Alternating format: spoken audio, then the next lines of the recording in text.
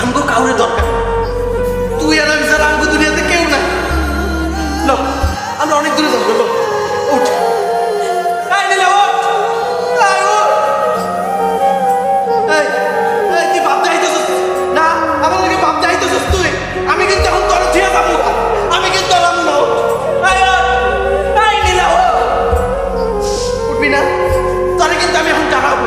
পাগলি আমার চোখ খোলে না, কয় না কেন কথা, অবুঝ মুখে শুকনো ঠোঁটে কিসের এত ব্যথা।